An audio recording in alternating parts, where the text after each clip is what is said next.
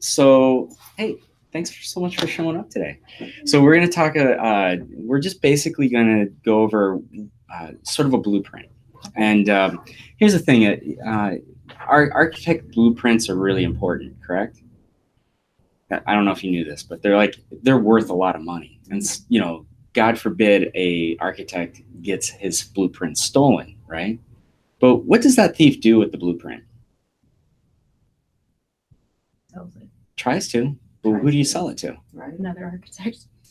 For what purpose? Like this is get money. Right. So, well, the thing is, yeah, you're right. That's what would possibly happen. But more than likely, copy it.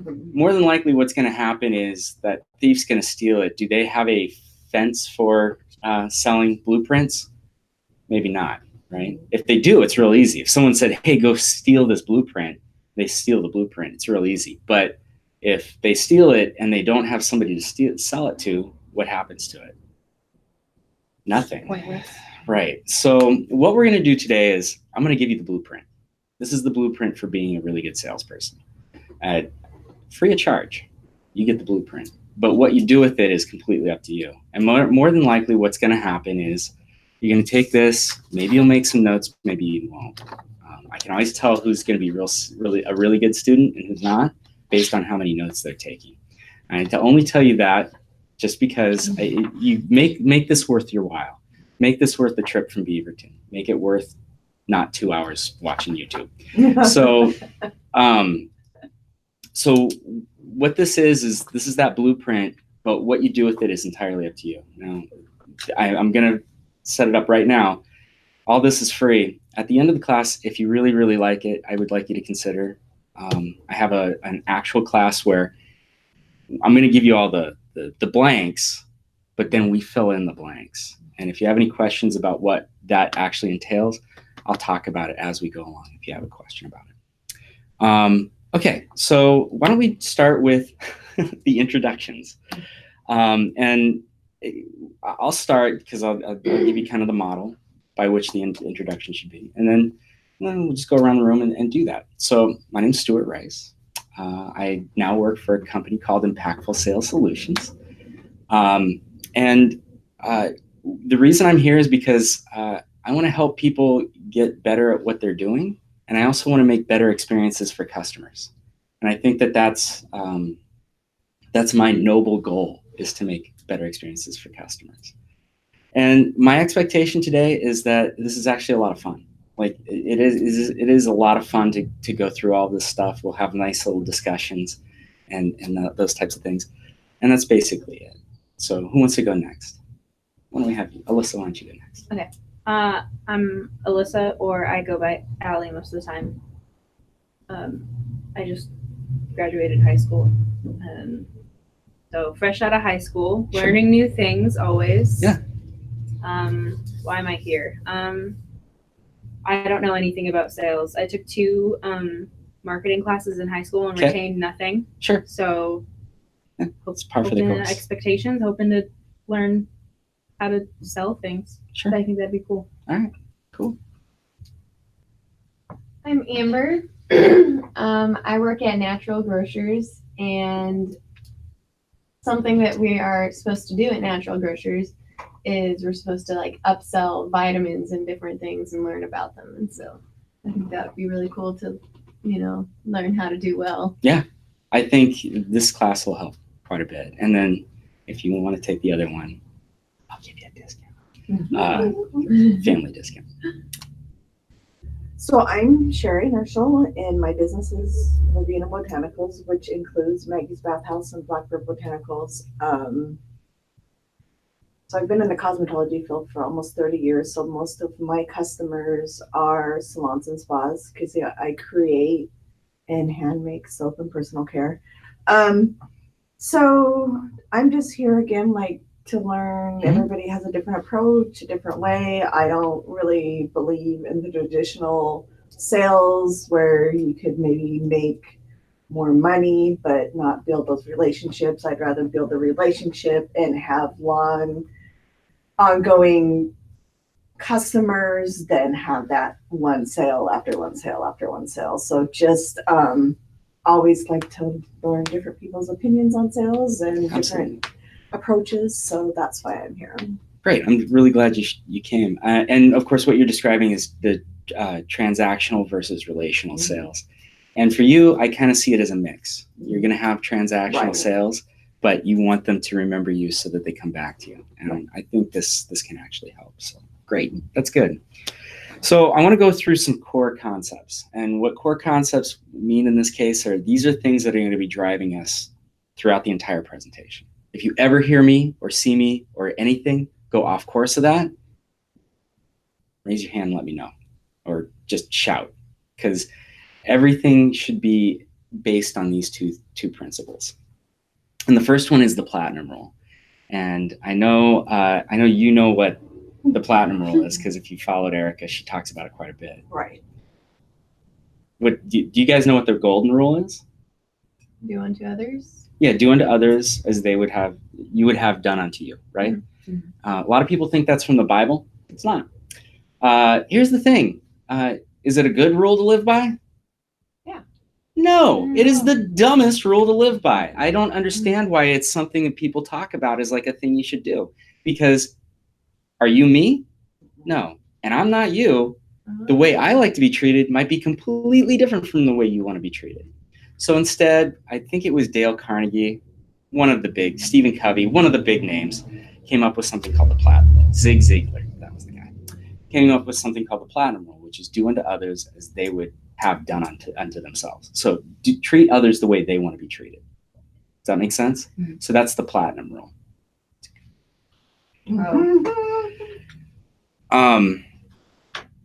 And the reason you want to do that is because that is something that if you follow that, what will end up happening is you'll empower your customers, and empowered customers make decisions. And that's in the end, that's really what we want a customer to do. Does that make sense? Okay. The second thing is, you've heard the expression, the customer's always right. Is that correct? No. That would be ludicrous if we said that, because a customer could then walk into wherever you work, Natural Grocers, come to you and say, well, you said it was buy one, get one free last time. And it's like, nope. But if the customer's always right, what does that mean? No. You got to honor it because they're right. Customer comes in and says, it's free vitamin day. Customer's always right. You got to follow it, right? Customer comes in and what an awful rule. Yeah, it's an awful rule. It's one of those things that someone said at one point to make a point, and it stuck, which is cool. But that's not what we really want to do. The customer always comes first. That's a more appropriate, better way to approach it. Is the customer's time, the customer's energy, the customer's money always comes first. And if you follow that principle, what'll end up happening is customers will feel a lot more confident. Confident customers feel empowered. Empowered customers do what? Buy more. They buy. Yeah. They make decisions, which is really what we want them to do. So let's talk a little bit about sales. And what's your opinion on sales? Like, how do you feel when you say sales? What does it make you feel? Honestly, manipulated. Yeah, manipulated, right? Yeah, you think about the sales guy with I know I've got a load like the guy cut on my shirt, but like that down to here with the gold medallion. Hey, what's it going to take to get you to do this thing today? I sold mattresses, and it was like, hey, what's it going to take to get you to buy this bed tonight? Get you to sleep in this bed tonight? It's like, well, that could be construed a couple different ways. So sales, who are salespeople? Can you think of and you're right. Like when people hear you're a salesperson, they do the back away, right? Mm-hmm. There are two people. When you go to a cocktail party, there are two people that you will absolutely try to avoid. You know who those two people are? Salespeople and politicians. Yeah, kind of. Although politicians would fall under sales, believe it or not. Oh. It's salespeople and experts. Salespeople and experts. You run into an expert, I don't care what the field is, you might enjoy that conversation for about 5 minutes, and then after 5 minutes, you're like, okay, we know you're smart. And then you back away. So those are two things you really want to steer clear from being. You don't want to be overly salesperson-y, and you don't want to be an overly expert. type person. And what it does is it humanizes you a lot more when you're not those two things. Because when you're a salesperson, what do people think you're constantly doing? Trying to sell them something. And if you're an expert, what do people constantly think you're trying to do? Be smarter than them. Yeah, 100%. And again, it goes back to the platinum rule. Treat others the way they want to be treated. And most people don't want to be treated that way. Cool. So who are salespeople? Who are they? Us. Yeah, Everybody. People. everybody. Yeah. Oh yeah. If you're married, you're in sales. I mean, that was where I spent most of my salesmanship, was when I was married. I was trying to convince either myself or that other person that, of different things. Hey, we should go buy this, or hey, we shouldn't buy that. This is a constant sales process. At the natural grocers, you're absolutely a salesperson. They want you to go out and sell more vitamins. Why? So they can make money. Yeah. Yeah, it's Build their company, build their brand. build their brand, build their. They do. But what's ultimately, if we're thinking about this and we're thinking about those two core concepts, why do they want you to sell more? Because they want people to come back to their location. But yeah. Think more nobly. I think They too, though, if you really listen to your customers and their wants and needs, then you're helping them solve the problem with the vitamins you have to offer. That's correct. People don't go buy things because they want to spend money. Right. Sometimes they do. That's why I suggest the dollar store in that case. But most people are going in with a problem. They have a issue to solve. And if they get presented with solutions for that issue, it gives them confidence. When they're confident, they feel empowered, and they're empowered, they buy. So it's that this is the nice progression there. So that's why being a salesperson is not a bad thing. You just don't want to come out and overtly say you're a salesperson, but you are a salesperson. You're going to be a salesperson very quickly. What's the thing you're going to be doing over the next week? Trying to get a job. Yeah, that is the ultimate in sales. Yeah. That this class will help you get that better job, and it'll help you move up when you need to. And it absolutely will. And what is our job as a salesperson? Like, how would you define your job? When you're at a cocktail party or you're talking to people and people ask you, like, what is it you do? How do you describe your job as a salesperson? Solving a problem. Solving a problem, yeah. That's a good one. What else would you say? As like a sales, like what do I do? Like I'm a Yeah, salesperson. you say you have to describe sales to somebody. Like, how do you describe it? Well, if I'm being honest, like to make money, but Okay. I wouldn't want to say that to them. No, that's a horrible. That's horrible. That's a horrible statement. I mean, I think she was on the nose with like I solve problems because everyone has problems all the time, no matter what time of day, and they want those problems solved easily and quickly. I think it's a great statement. Absolutely. What would you say? I would tell them what I sell and why. Like a reasoning behind it, like Yeah. like a core like moral belief or something. Like Mhm. you can sell to them. Absolutely. How about if we wrap all of that stuff up in one statement? Does that sound pretty good? Yeah. Our job as salespeople is to build the customer's confidence to a point where they can make a decision. Oh. That's what our job is. You're not trying to convince anybody of anything. Salespeople that try to convince are in a bad position. Let me say that one. Build customers' confidence To a point where they can make a decision. That makes sense because I have a hard time making decisions, and Yeah. I usually need someone to tell me. Absolutely. Yeah. When I go to a restaurant and if I go to a really nice restaurant, which doesn't happen often, but occasionally it does, and I'm looking at the menu, and they never have pictures on the fancy restaurant menus, right?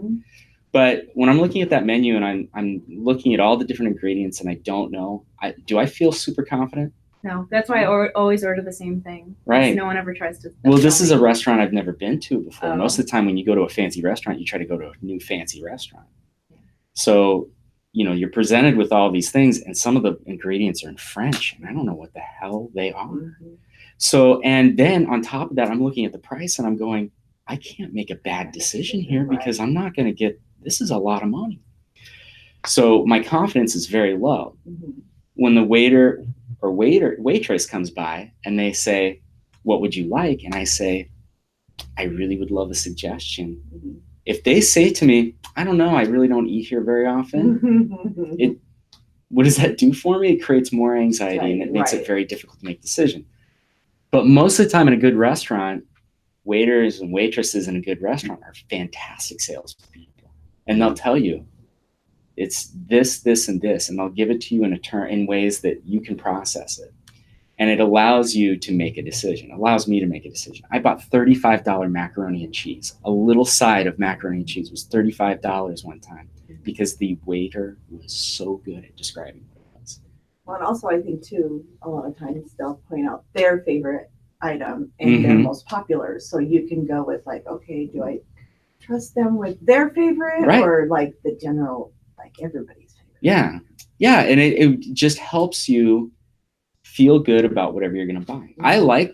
This is the most popular model. Right. This is the most popular vitamin. Right. This is my most popular flavor of, are they flavored? I don't use chapstick. Yeah. I use flavors because I don't know, I have 6 different flavors and my enunciation doesn't like sense. I'm like, okay, I do use flavors. Okay. So yeah, whatever it is, like this is the most popular. And it's like, oh, well, it's democratized. Right. We like to feel like we're part of the group. We really do. Sometimes we like to feel like we're not part of the group. Sometimes that's true. It depends on the, you know what? Conformists always have a smile on their face because they're like, I'm happy with what I chose. Just like everybody.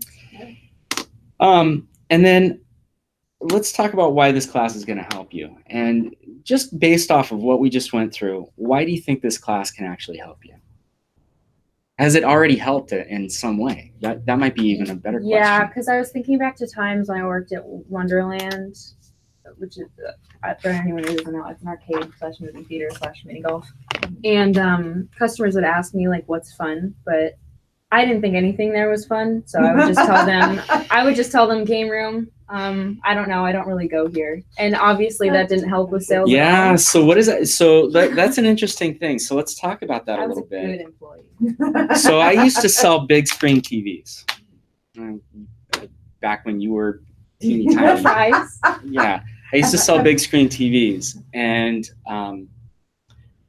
at home I had a 27-inch TV that I bought, tube TV that I bought from the Goodwill. They don't know what tube TV is. No, they do. They have a vague recollection of those. But that's what I watched at home, and people would always ask, like, what is it that you own? And what am I supposed to say? I own a crappy 27-inch TV that I bought for $25 at the Goodwill. Right. So I had to find a way to let them know that I not necessarily did I have that TV, because I don't want to lie. Lying's bad. That's a manipulation. Right. But I wanted to let them know that I had a vested interest. So in this case, it was, well, the one I want, the one I'm saving up for, and hopefully you help me out by making a purchase today, is I want this one right here. And I'll tell you all the reasons I like this TV. And it was never technical. It was always, because look at the black. See how dark the black is here, and see how light the light is here? I just love it. I just love the picture on this TV. And lo and behold, guess which TV I would end up selling the most of? That TV. And that was because that was my recommendation. Not because I owned it, but because that was the one that I thought was the best. In your case, hey, what game is the most fun? You know what? What would you go with? How would you address that? What game is the most fun? Like, for real? Like, you want me to say a game that's fun there? Or like... No, I'm actually asking all of you. Yeah. Well, how would you address that? If you've got a situation, you're like, I hate this place. I don't want to play any of the games here. What do? First off, you quit. You go find another job. Right. But the second thing you do is, if you are going to be in this job, what is it you're going to tell the customer? I usually try to ask, well, for me in products, it's more like, what are you looking for? Like, are you looking, say for scent issue, like, do you like fruity or floral? You know, so it's like, well, I like floral, then the most popular is lavender then, you know, so it's like, you aren't necessarily saying it's your favorite, but it's like, you could be like, are you more into video games or bowling? Well, you know, so just I wouldn't tell them, like, like, yeah, this place sucks, I would just be like, I don't know. I'm glad to hear I that. Are in some sense though. I We're absolutely- not saying that, but it's coming. Yeah, it's across that they way. know. What I would tell them is that I live in a different city and I don't come here as like recreational time, but like I have been to the game room and it's the most fun that I have had here. If you know what I'm saying, like I would It's just still tell them, like, awful. No offense, yeah, but it's just no, awful. it's not good. Yeah. So here's what also I would wonderful. do is, you know what? Skee ball's got the longest lines. I think that's probably the most fun. Doesn't matter what you want. Yeah. Doesn't matter. I don't give a rat's ass what you like. What do I want as the Again, customer? You're trying to make them happy, not you happy. Yeah, customer comes first, platinum rule. Does that make sense? Okay, good. Good. All right. Let's keep going around the room. So what's as far as where do you think this class can help you? Or has it already? Yeah, I think so. I think it'll help with the I have a hard time in natural grocers. Like, I have the idea that, okay, I'm gonna upsell, blah blah blah, but then like finding the opportunity to do that spontaneously, that's kind of difficult for me. Okay, I can help you out with that. Okay. Yeah, it's first off, we want to get away from the word upsell. Upsell is a bad That's word. just what they told me. It is. It is a 1970s version of a good salesperson's term. What does upsell mean? Upsell means you're talking the customer into spending more money. So like if you're buying like bed sheets or like a comforter, you might upsell like, oh, like these sheets would look really good with this comforter. Like Correct. You're Yeah, upselling and what you want to do is treat it as a service. It doesn't matter if the customer said the thing is with an upsell, the customer can't say no. You need to sell that other upsell. What you want to do is demonstrate the product. Give them an opportunity to say yes. And if they say no, that's okay too. That's not your job. Your job is not to convince people. That is not what sales is. And unfortunately, that's what a lot of people think. And it's not. And it take all the pressure off of yourself. It is not about creating a result of a sale. It's about creating a result of a customer feeling good. And if they take that vitamin home and it doesn't do anything for them, they're not going to come back and get it again. Right. So you want to make sure they get something that it's going to make them feel better. So they're going to want to continue to come back and get that. Right. Mm-hmm. And if you've done it in the right way, even if they take that vitamin home and it doesn't work, they're still going to come back to you. They might tell you that last one didn't work, and you get to say, let's see if we can find something else. Yeah. Let me see if I can ask around. And there's lots of different ways to handle that. So good. And what do you think? What do you think you can? Again, it's just more finding I love different ways, refreshing. I do feel that the way you sell is more of the way I would sell, and feel more comfortable, because I hate it when people say, oh, you're a good salesperson. I don't know that offends me, because I don't want to be a salesperson. I want to be somebody that's there to help them with their needs, not be like, hey, you need this and you need that. You need, right. Like, yeah. Well, and in some cases that's kind of, it's a necessity. Right. I know that when I sold TVs, it was about, you sold the TV, but like, if that person buys that TV and you think you're doing them a service because you're like, I'm not overselling anything or upselling or any of that stuff, like they just want the TV. Right. They're going to take it home. Here's what happens. They take it home. They bought a DVD player. They bought the TV. They go to hook the DVD player up to the TV, and it's only got the crappy cables that came with the DVD cable. Right. And then they can't figure out, why does the picture look all stretched out and look all blurry? And it's because they're hooking it up with a 1970s connection versus a 1998 connection, and it doesn't look right. Now, did I do a good job as a salesperson? I did not. Let me give you a really quick anecdotal story. I recently bought a car because I had to, and the sound system in the car, blown speakers. It sounded awful. And I spend a lot of time in my car, at least I thought I was, before I got laid off. And then, so what I had to do was I had to go get a car stereo installed. So I went over to Best Buy, because I have a Best Buy card. And I told the guy what I wanted. And he's like, yeah, go pick out a head unit. It's free installation. I was like, cool. And he's like, yeah, we can do this. And he didn't really sell me very hard because I said I wanted a backup camera. He's like, well, we can do that, but like blah, blah, blah. And anyway, so all in all, I was getting the head unit put in. And I asked him, like, are the speakers okay? And he's like, yeah, I'm sure the speakers are fine. We'll get this head unit in. It'll be all fine. So $396 was how much this head unit was going to cost with the installation. Great. So Best Buy offers 12 months no interest financing at $400. Oh, so if he would have upsold you, you would have had interest free for. Here's the thing. I told him, Uh-huh. well, I want this to be an awesome sound system. Uh-huh.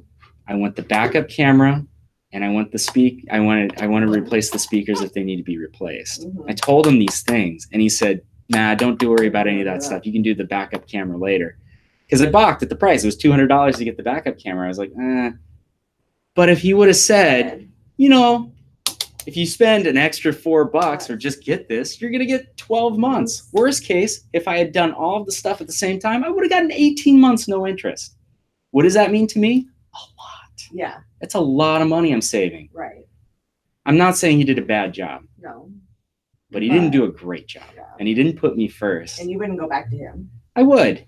You would? Yeah, I would just go in as a more informed Yeah. consumer, which is not the position I want to be in. Tell him what you want instead of him recommending what you should get.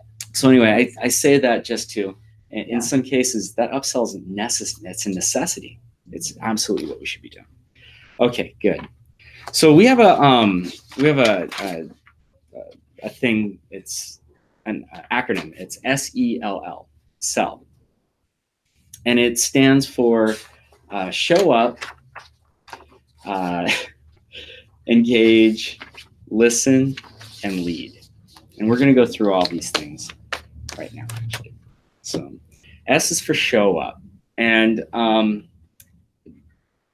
it's really the most important thing about sales is, again, it's building the customer's confidence. And if you're running in or you're dealing with a customer and you always are like one step behind the customer, how does that customer feel about that transaction, you think? Not confident. Not confident, right?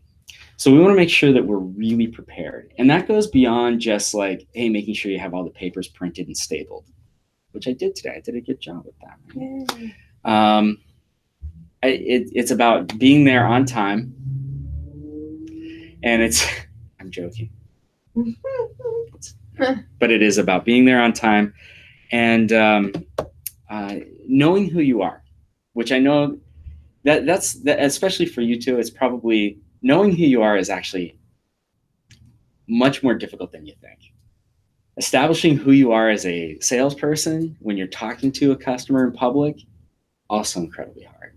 And it was a lesson I had to learn through trial and error, which is the worst way to learn because it is definitely a ego killer when you're going through a trial and error. So things that you can do to help prepare yourself so that when you are in front of a customer, you're doing a really, really good job and you feel great is these 3 statements: a mission statement, a vision statement, and a value statement. Do you have those?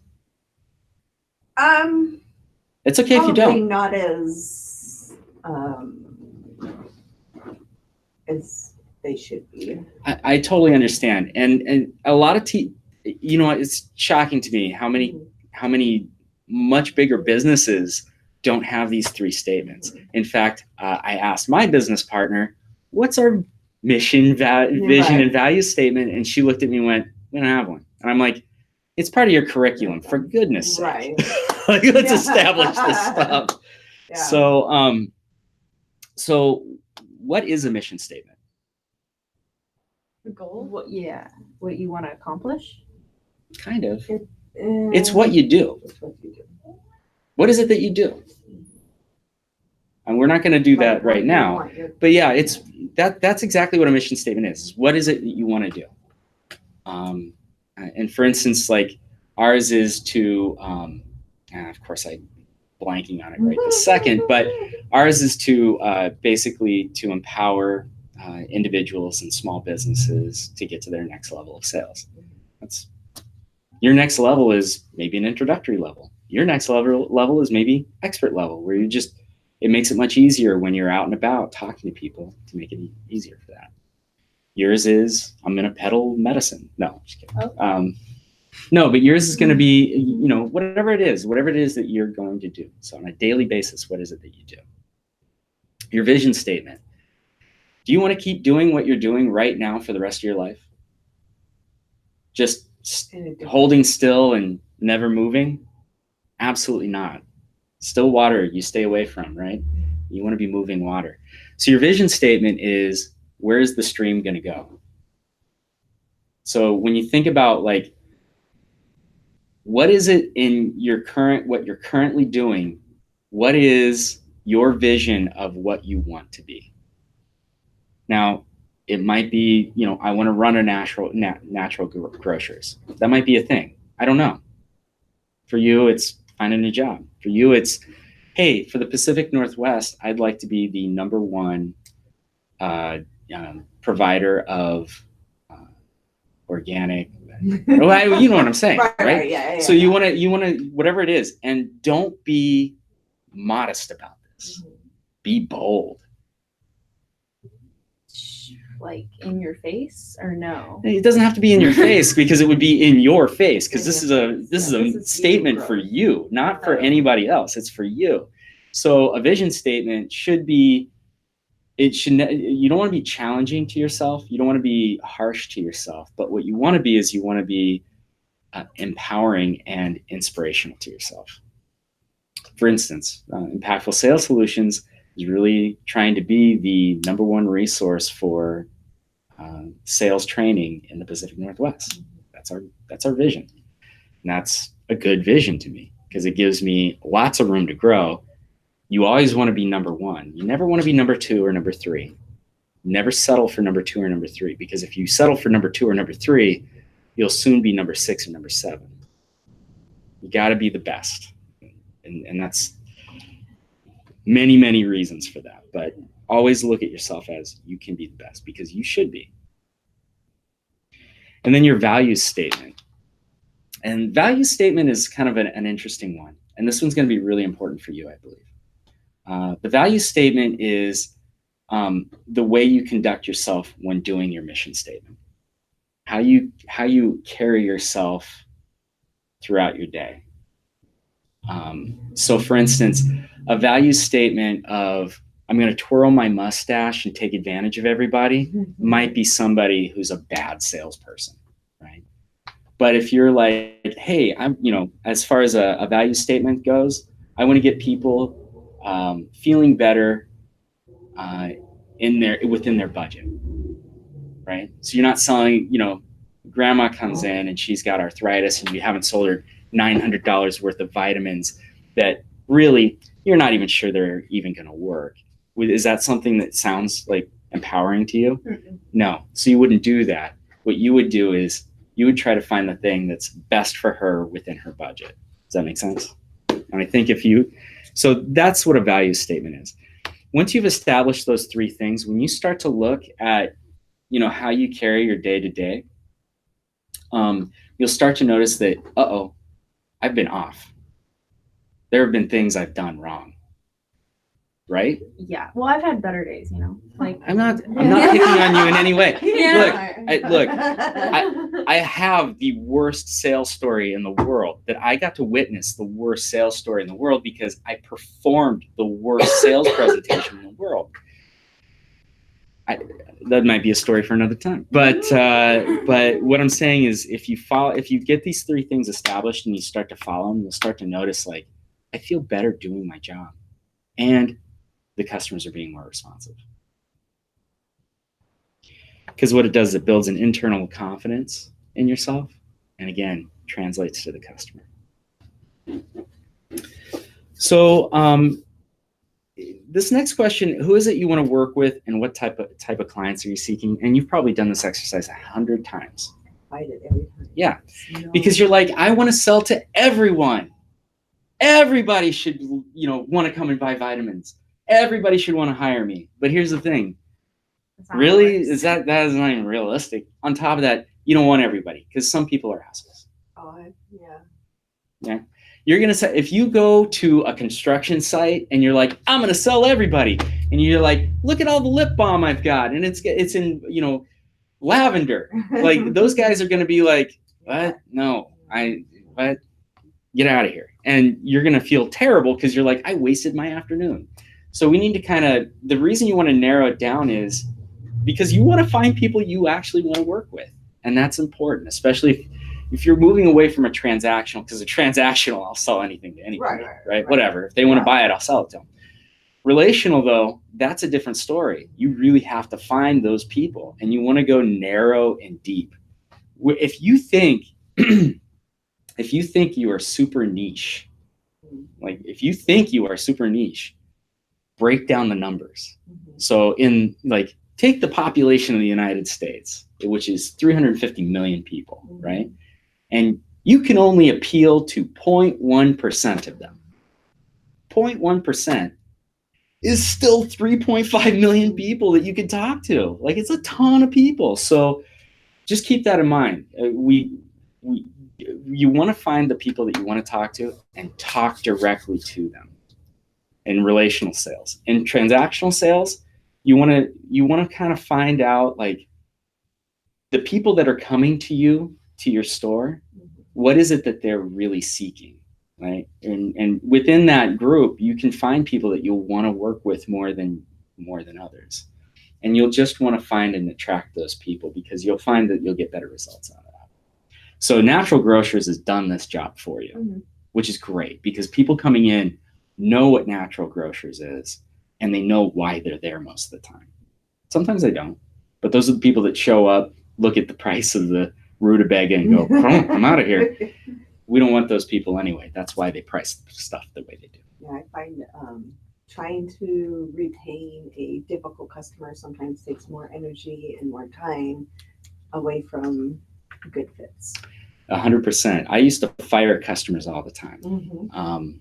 And I did. I would tell people when I was the buyer at Standard for mattresses, we offered a comfort guarantee, which was the dumbest thing in the world, but we had to keep up with competition. And when someone would come back for a comfort guarantee, it would be like, okay, well, you need to make an appointment with me as the buyer to come in and select the next bed. I made it very difficult. I did not make it easy. And then if they came back again, I would refund their money, prorate the amount, refund their money, and say, I really highly suggest you go to Mattress World. Because all they're going to do is every time that comes up, they're going to bring it back for something. Yeah, those customers do it every single time. Yeah. It's that 5% of customers that are going to cost you 20% of your revenue. And so I would just fire them right away. Because what's the point? I'm just going to keep. And then the next time they're going to come in, and then they're going to tell all their friends, oh, here's how you get over. Yep. I don't want anything to do with it. I'd rather they talk bad about me. Yep. And when you think about what it is you're selling, like, think about what it is that you're actually selling. Okay. So, well, for you, let's start with you, because you're here and I'm going to talk to you. All right. So let's say, what is it you're selling? Myself as an employee. Okay. All right. That's interesting. All right. What is it you're selling? Vitamins. Okay. All right. What is it you're selling? Soap and personal care. Okay. All right. So, interesting enough, like, those are the items that you're selling, and that's. But what is it you're actually selling? Because, like, people don't get excited about vitamins. What do they get excited about? Good health. So what are you selling? Health. The opportunity for better health. Yeah. Okay. Sound better? Yeah, I like that too. I think that's pretty good. What are you offering? I'm offering to make sales for a company. I don't know. You're offering a hard worker who's willing to learn. Yes. Better? Yeah. Okay. What are you offering? I am offering good, clean skin. That's fantastic. Yeah. Good, clean skin that's going to make you, go on. So great. Now that you've established, like, what it is that you're actually selling, Now it's a question of how much do you actually know about it. Now you are probably an expert. There's probably nothing I can ask you about that lip balm that you couldn't have an answer for. Probably not. Right? Is it gluten free? Yeah. No gluten. There you Do go. you sell at natural grocers? I don't at natural. I do them in Morgan, but not natural I've sworn grocers. I've seen it. Interesting. You have an in. It's around. It's around a lot. Yeah. Okay, so now that you've established that, and I think it's always good to really establish what it is you're selling. I'm not selling training classes. I'm selling opportunities for people to improve their lives. And more importantly, my more noble purpose is make customers happy. That's really what I'm trying to sell. How well do you know it? How well do you know yourself as a hard worker and someone who's willing to learn? You're in this class. That's actually, personally, that would be something I'd talk about. I took a seminar to learn how to be a good salesperson, right? Mm-hmm. Yeah. But how well do you know that about yourself? I think that's a good way. That's a good defining moment for you. You put forth some effort. How much do you know about vitamins and health? No. You don't? No. And is that okay? For where I'm at, yeah. Yeah, exactly. I think you'd be gentle with yourself because you just started. Mm-hmm. What is it that you need to know about vitamins? Their purpose. Yeah. Individually. So that's something to kind of think about. It'll make it much easier for you to talk to somebody if you've got an idea of what it is that you want to accomplish for them. Mm-hmm. I've got joint pain. Okay. Here's some aspirin. No, you want to have hey, for joint pain, we suggest glucosamine, which I don't know if I just made up or not, but it's a thing that helps with joint pain. Or you find somebody who does know. Yeah, and you bring them to them, and then you listen. Yeah, that's usually what I do. That is absolutely the best route to take. Good. And well, of course, you know your product really, really well, which is great. Can always know more though. Yeah, I mean, always growing. Yeah, I mean, for you, it's going to be when people come up with those questions. Mm-hmm. I'm allergic to this, or does it have this? Is it non-GMO? Especially with 3 different lines that serve 3 different purposes. Yeah. And they want to take one and put it in the other category. And say, yeah. No, that doesn't can't work. do that. I mean, you can do that. You can buy it all you want, but it's probably not going to work for you. Next thing we're going to do is talk about competition. So who else is out there doing what you do? And why are you better? This is a really important thing to understand. Who out there is looking for a job? Probably a lot of people. A ton of people, right? A lot of people right out of high school trying to go to college. Right. So what's going to make you shine brighter than anybody else? I'm willing to learn, and I'm willing to go out of my way to learn things. Yeah. About. Yeah, and it goes back to, hey, you're taking this class. That's something you can say. I took this seminar, and it's great, and you should have everybody take it. Who else does what you guys do? My coworkers. Your coworker, are they your competition? Oh, no. No, it's not a commission sales floor, right? Oh. The answer is no. If you knew what that was, you would say yes. No, that's not your competition. Who actually is your competition? Yeah, but there's like an actual one. I can't remember again. Well, think about stores in the neighborhood, right? Within Gresham's area. Who else sells vitamins? Walmart? Yep. Who else? Super Supplement.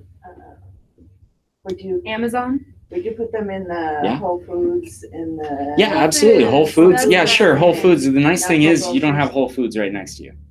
And if you're here, I'm not driving to Whole Foods to spend an extra $1 on a rutabaga. You know what I'm saying? Yeah. So your competition's really, I'd say Walmart, probably Fred Meyer. Yeah, they probably are. Yeah. Okay, so we're going a I little don't deep know. in this, but so Fred Meyer. So what do you do that's better than Fred Meyer? I think that we actually value what we do. Like our whole thing is that Customer service.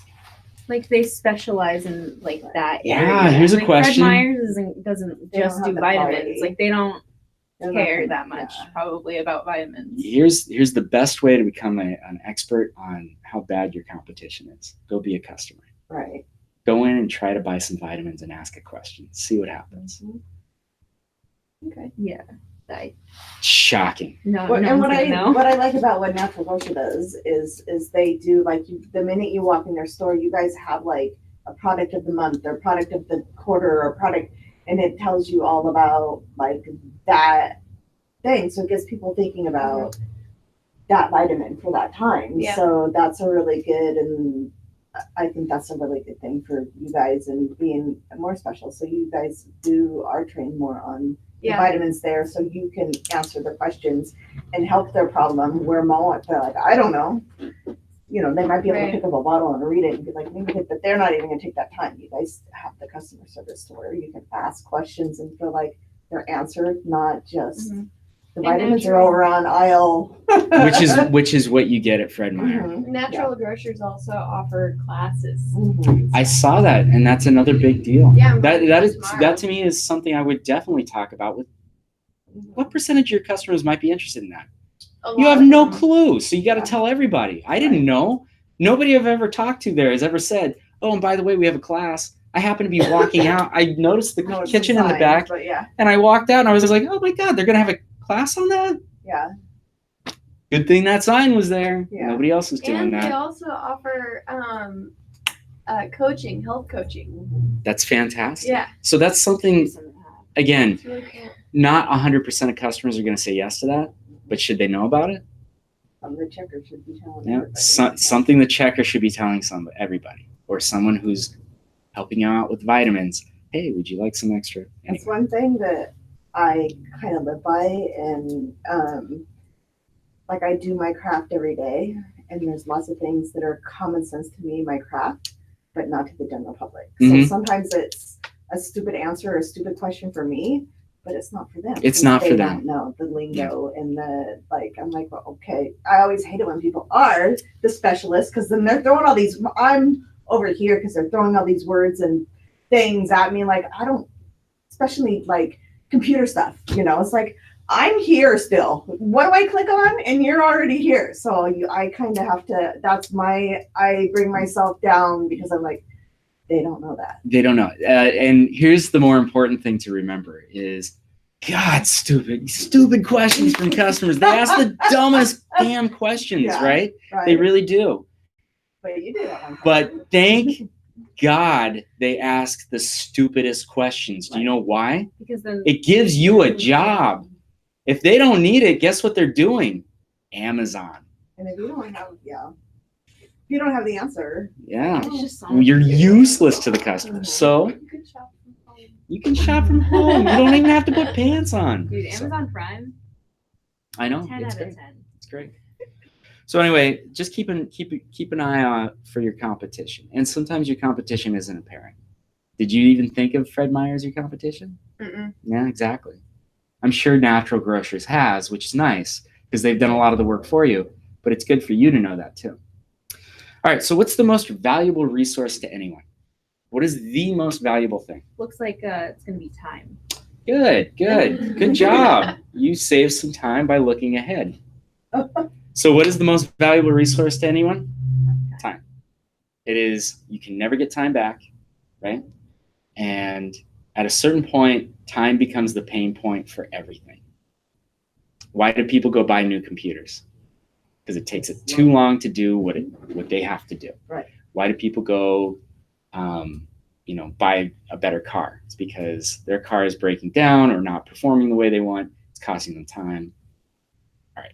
So time is the number one pain point. So the thing is, you want to schedule your time properly. Now, if you still have I don't know how you manage your time. If you're using a schedule, like my biggest suggestion is go digital. I don't know why people still use paper for that stuff. I'm not shaming anybody for using paper, but the paper is only in one spot, whereas digitally it is everywhere. It's everywhere. So even if you are not in front of your notebook, you can go to a computer someplace and be able to find out where your next time is. That's the only reason I suggest that over paper. Paper's totally fine. I do both. Yeah, do both. I have my, the things that I need to do on my phone calendar. If Yeah. it doesn't get in my calendar, it doesn't happen. Right. But I do have my weekly or time, more Sure. time or things that I need to do for the day rather than what, like events and stuff always have to go on the phone calendar. Correct. But Yeah. then I'm a visual person, so then I have my week in front of me. Totally understand that. Yeah, whatever works for you. And there's like a bazillion different ways to do it. And right now I'm actually going through an exercise where I'm trying to eliminate ways. And so I am reading a ton of books on how to schedule time. So that's a blast. I'd love to know some of the books that you find helpful. Yeah, so the two I'm evaluating right now is the Getting Things Done, GTD, and what was the other one? The other one is it's completely different.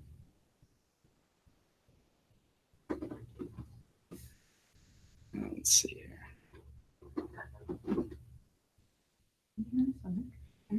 All right. I don't need to know right now. We can. Oh yeah, I'll find it for you. I apologize. Yeah, I'll find that for you. But it's the two I'm evaluating right now, and then I'll play with them, and then. Yeah. Take something this one, something that one. Yeah, exactly. Yep. All right, fair enough. This is one I have a hard time with. Show up on time. Mm-hmm. It is my number one. If there is one thing, we all have our limiting things that we self-sabotage with. Mm-hmm. Mine is time. I am awful with it. I am terrible about showing up to places on time. It has probably cost me tens of thousands of dollars in my life. That's a lot of money to just have peed away because I couldn't get prepped on time. So show up on time is a big one for me. And that's why I've got to evaluate all these different scheduling things, is because I got to find one that helps me. And most importantly of all, and this is the thing that has probably saved me more times than not, is set an intention. Look, time is money. We say that because most of the time people are wasting our time. And if I show up to Natural Grocers and I'm like, hey, I'm looking for a vitamin that's going to help me with this ailment that I have, and you're like, oh, okay, what kind of dog do you have? I think that's a fair question, actually. What? I asked that question like last week. Mm-hmm. Like, well, I'll tell you why it's a bad like, question who to thought of this ask. dog first? That's fine. That's a different. Okay, so that's a different situation. You're still talking about. But here's, I think we're going to talk about. We'll talk about it next. So I won't talk about it now. But setting intention is really good. So what is the intention when you sit down for a job interview? What's your intention? Get the job. Bingo. What's your intention when people walk in and start talking about vitamins? Sell them vitamins. That's it. What's your intention when you're talking to people about beauty products? What are you trying to do? Sell them products. Keep that in mind. Okay, that is super important. What is it that you're doing with each customer when they walk in? Set the intention. Let them know what the intention is. I want to give you, I want to make it the best lip balm that you've ever had. That's what I'm really, I can't wait to show you. The next thing is called SMART goals. And SMART goals, I'm going to kind of gloss over a little bit because we could spend an hour talking about each one of these for each of you. And that's what kind of the class is all about, is SMART goals are what? Do you know what the SMART is? It's like, come on, you spent time in this in class. Listen, I hated doing this in school. Yeah, no everybody offense. hates them. It's like, I know M is measurable. Yeah. A is attainable. Yep. R is. Well, here, I'll just go ahead. So I'll just go. give them to you. Because we're in time crunch here. Specific, measurable, attainable, realistic, and timely.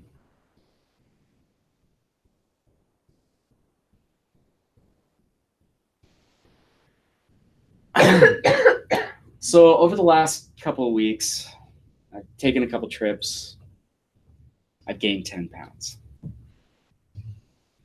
It's summertime, even though you can't tell it right now. Yeah. Oh my God, it's so disgusting outside. Ugh. Yeah. So I'm not going to the beach I thought today. this was supposed to be a happy class. Why did you? Yeah, I'm bringing it up because look at how dry and bright it is in here. So here's the thing: is it's summertime. I want to get out to the beach, but I don't want to I want to feel good when I'm out on the beach, right? So I want to lose 10 pounds I just want to lose 10 pounds. Is that a good goal? No. Oh, why is it a bad goal? You have no frame of time of when this needs to get done. It can Right. get done in like. Could it be 2 days? weeks or 2 months? Attainable? Like, is it realistic for you to lose 10 pounds with what you Oh, it's do? very Like, with your realistic for me to time? lose 10 pounds. Well, What's a like, nice, easy well, way to that's- lose 10 pounds? Not eat. Yeah. Anorexia. Cut off an arm? I mean, I can lose 10 pounds doing that. Is it Liposuction. specific? Yeah, I want to lose 10 pounds. Well, 10 pounds from where, right? Is it measurable? It is measurable. But I don't know, like, if I jump on the scale and I've gone up a pound, what happens? Like, how does that change my behavior? It doesn't. Attainable, realistic. Is it attainable? Yes. Is it realistic? Don't know, because what's the time frame I'm putting on it? So you see, goals are really interesting, and goals and sales are usually measured in what? Dollars. That's like, so what's your goal for 2019? Do you have a goal that you set for 2019? No. Okay. I'm bad with goals. No, you know why you're bad with goals? Because in sales, we have crappy goals. Mhm. They're the worst goals ever. I'm working with a client right now, and he's like, we need to get sales up. And I was like, get off that mind frame. Stop it. Stop thinking you need sales. Sales is not something you're not gonna will a sale into existence. It's never gonna happen. So what you need to do is, with a SMART goal, it's all about changing a behavior, right? So for instance, if you want to sell 20% more vitamins, what do you need to do to sell 20% more vitamins? What do you have to change in your day-to-day to make sure that you give yourself an opportunity to sell 20% more vitamins? I'd have to educate myself.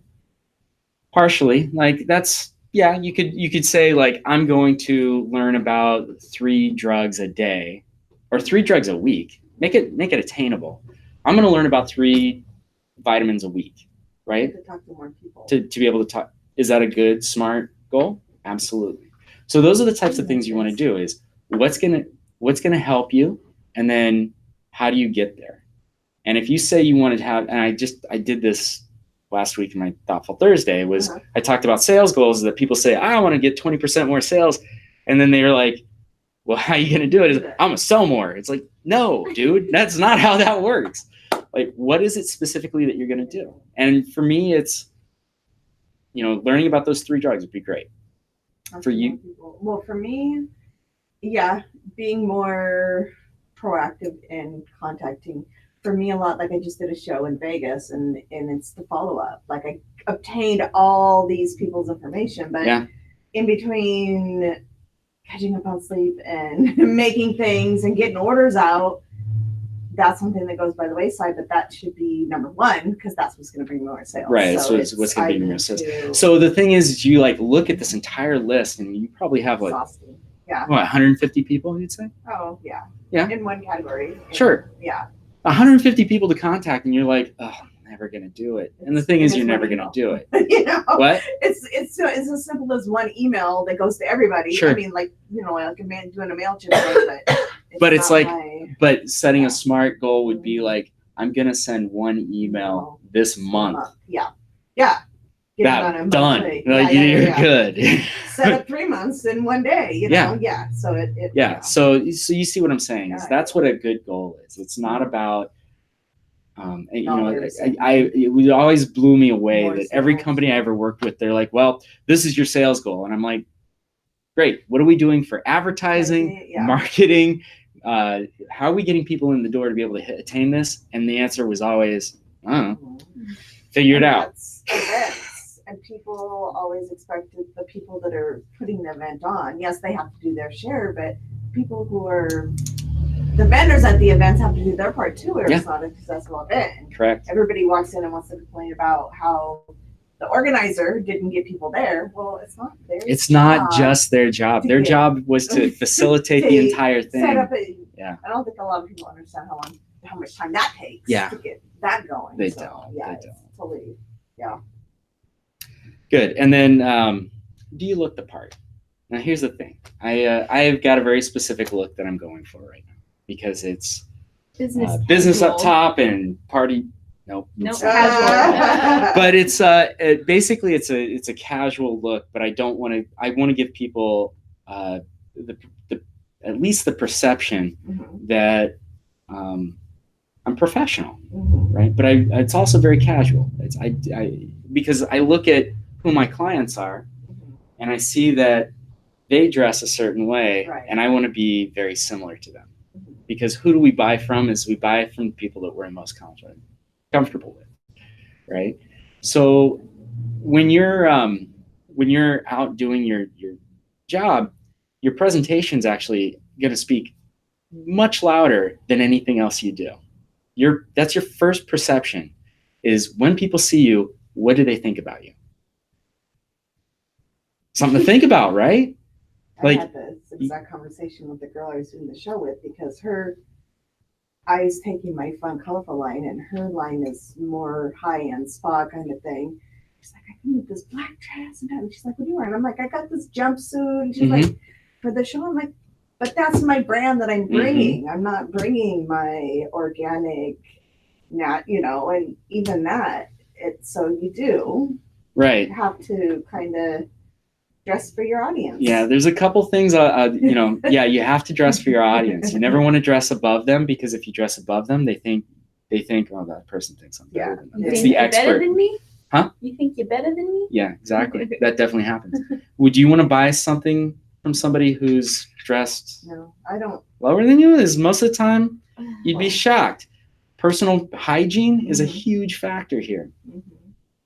What does it tell about you if you dress like super extravagant? Like, well, you better be like fairy wings.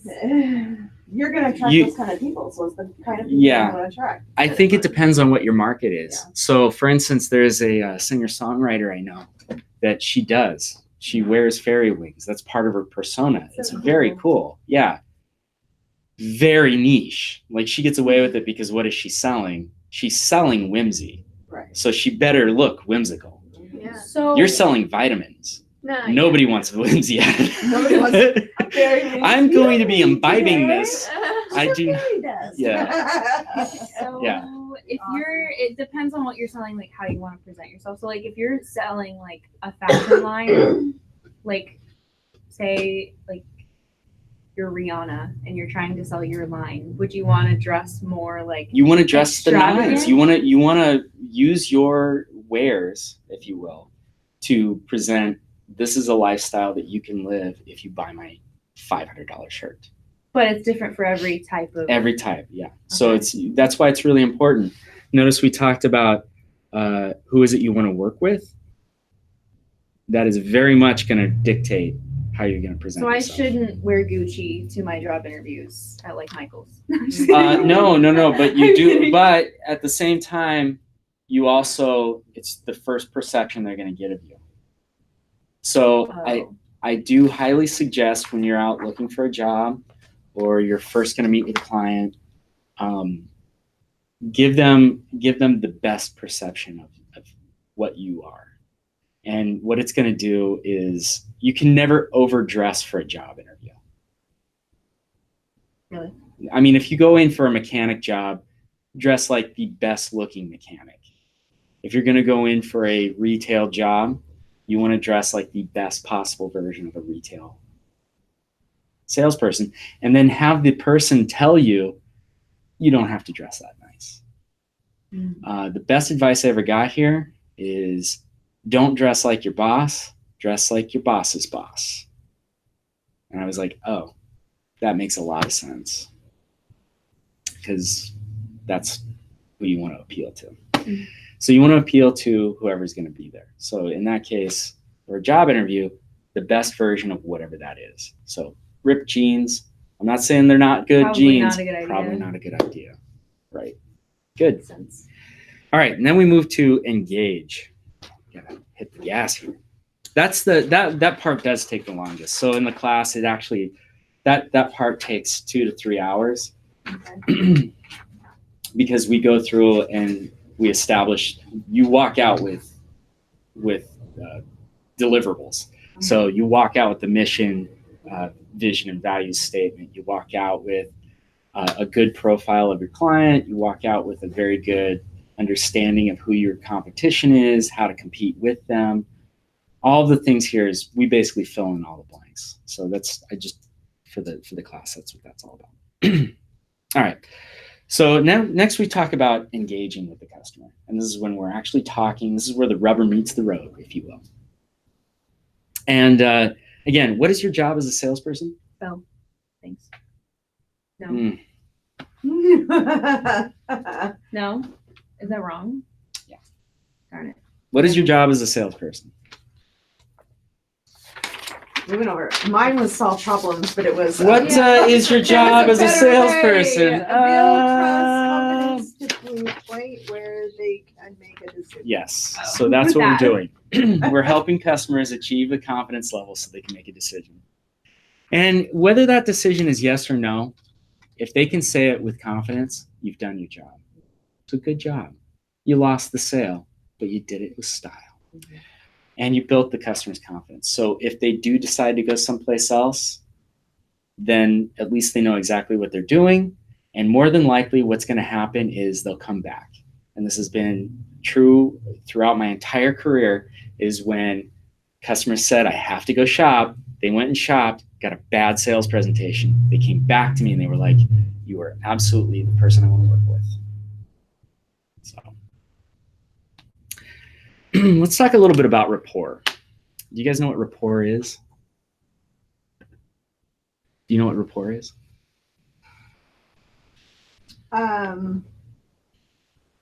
Not really putting into words. No, totally. That's, I ask these questions not to put you on the spot. Right. I ask these questions because, and I'm not shaming anybody. Right. It is literally because most people don't. Like, we don't know what these things are. We talk about it all the time. When I was managing salespeople, we would talk about rapport often. And it was amazing to me what people thought rapport was. Tell me about your dog. What are you doing? Right. That is not rapport. That's a conversation. I can have a conversation with anybody. I have conversations with you guys all the time. I'm not trying to sell you anything. When I'm trying to sell you something, I would build rapport. What is rapport?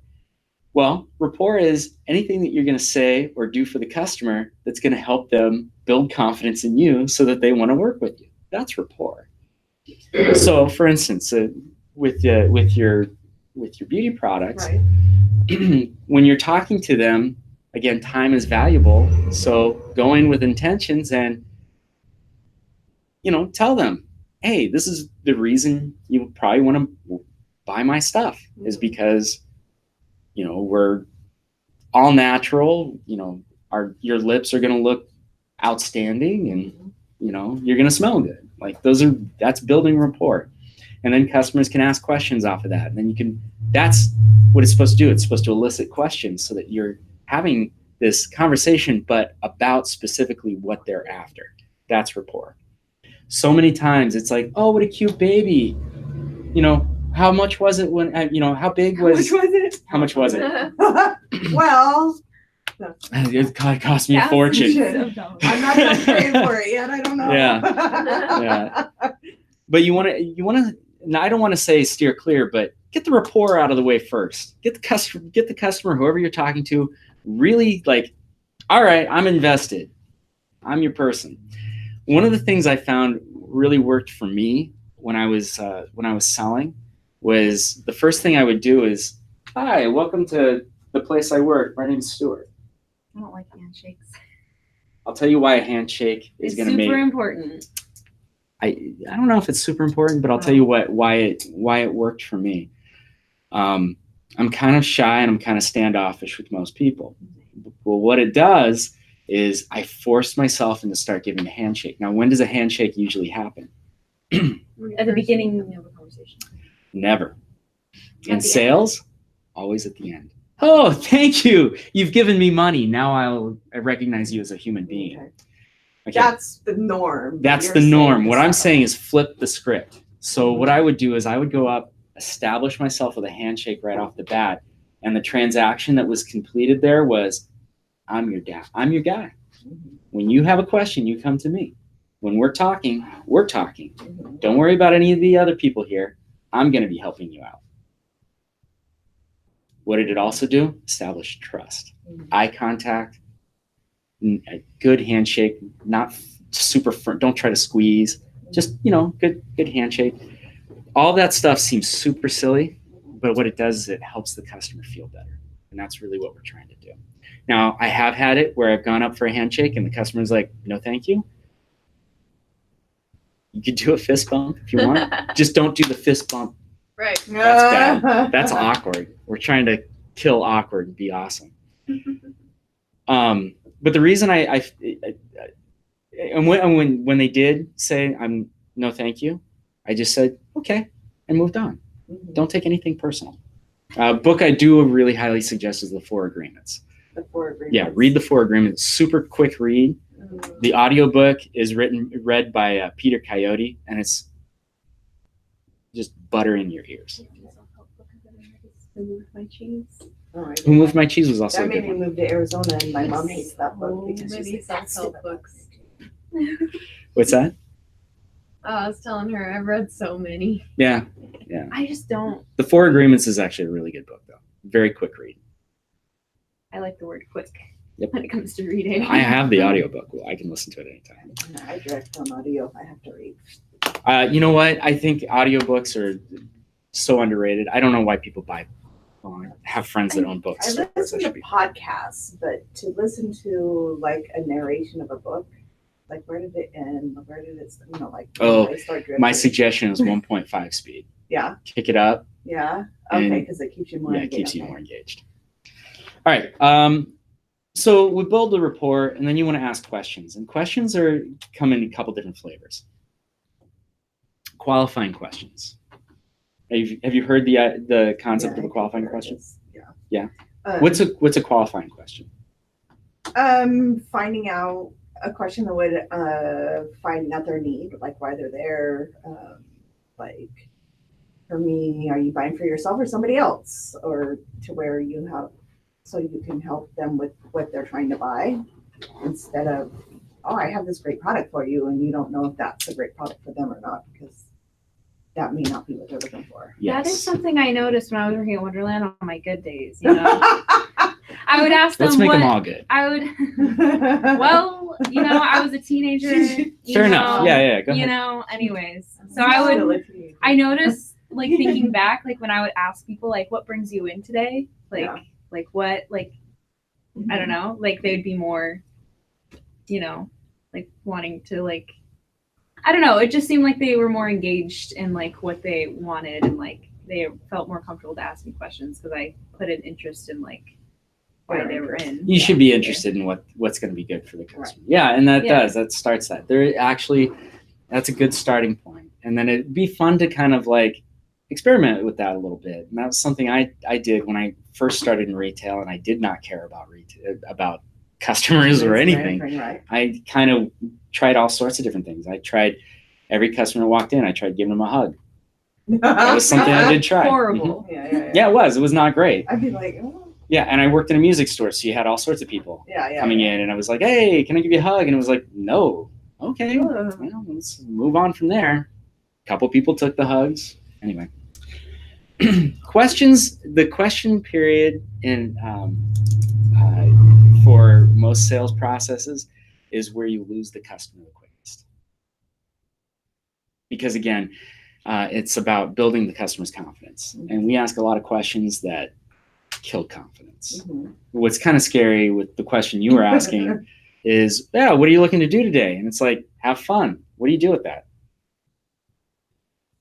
We have lots of fun things to do here. We Is there have something more fun, specific? you know.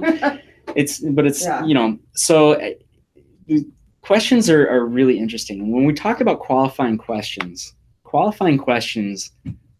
have a very specific purpose. We kind of hit on it a little bit, but I'm gonna really kind of tighten it up for you. Qualifying questions eliminate options for the customer. That's exactly what they do. Do you like lavender? No. Lavender's out. Right. Done. That's a qualifying question. Okay. Do you have lips? Yes. Great. I can sell you some lip balm. Right. Do you have any, do you have allergies? Yes. What kind? I'm allergic to this, this, and this. Okay, well, I can't show you that, and that, right? Those are good things to know. That's what a qualifying question is. Now, who's the right customer for a qualifying question? Every customer. Well, it depends. So the right kind of person for a qualifying question is someone who kind of knows what they want, right? That's good. Do people always know what they want? No. So that's when you introduce something called a discovery question. And discovery questions are a little bit different. The idea behind a qualifying question is to eliminate selection. The idea for a discovery question is to let the customer know what the possibilities are. Does that make sense? So when you're asking these types of questions, if it's a product that, for instance, when I sold computers, how much RAM do you need in the computer was met with a lot of this. Mm-hmm.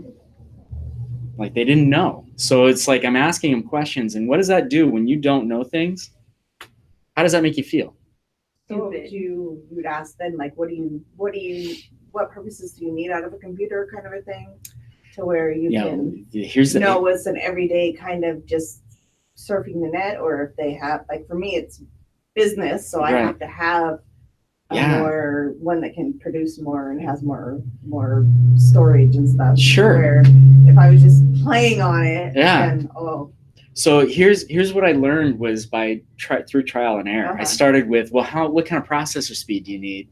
And I was always met with, So instead I'd start really paying attention to, like, what are customers primarily doing with their computers? When I finally got down to brass tacks and I was like, what is it you're doing with it? They'd be like, I don't know. I just know I need to get a computer. Okay. Right? So as a salesperson, what do you do with that? You don't really have a lot of options. Our most popular model. You can do that. So remember I told you that it's all about customers' confidence. That's really kind of key.